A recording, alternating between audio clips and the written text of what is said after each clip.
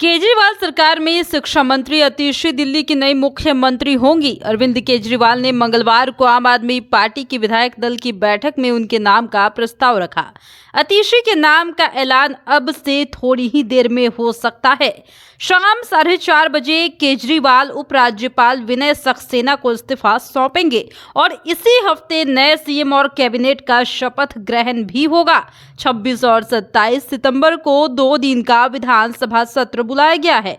13 सितंबर को शराब नीति केस में सुप्रीम कोर्ट से जमानत मिलने के बाद केजरीवाल ने 15 सितंबर को मुख्यमंत्री पद छोड़ने का ऐलान किया था। उन्होंने कहा था कि अब जनता तय करे कि मैं ईमानदार हूं या बेईमान हूं। जनता ने दाग धोया और विधानसभा चुनाव जीता तो फिर से कुर्सी पर बैठूंगा।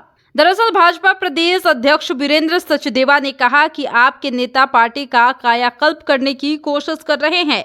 वो भूल जाते हैं कि वो पार्टी का चेहरा बदल सकते हैं, लेकिन चरित्र नहीं। वो अपने चरित्र पर लगे भ्रष्टाचार के काले दागों को नहीं धो सकते। दिल्ली की जनता के लिए चुनाव में एकमात्र मुद्दा अरविंद केजरीवाल का भ्रष्टाचार होगा।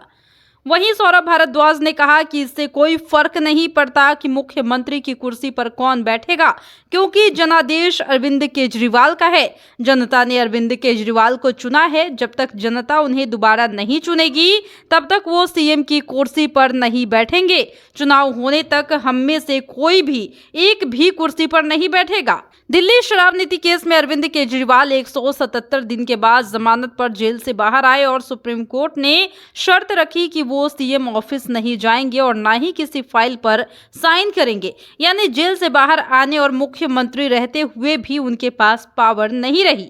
दिल्ली विधानसभा का कार्यकाल फरवरी 2025 में खत्म हो रहा है, यानी कि सरकार के पास चुनाव में सिर्फ 5 महीने ही बचे हैं। इस दौरान सरकारें लोक लुभावन चुनावी फैसले लेती है। केजरीवाल कोर्ट की शर्तों में बंधे हैं।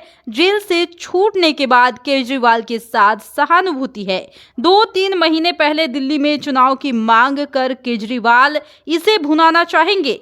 दिल्ली शराब नीति केस में नाम आने और गिरफ्तारी के बाद से ही भाजपा के नेता अरविंद केजरीवाल से मुख्यमंत्री पद छोड़ने की मांग कर रहे थे।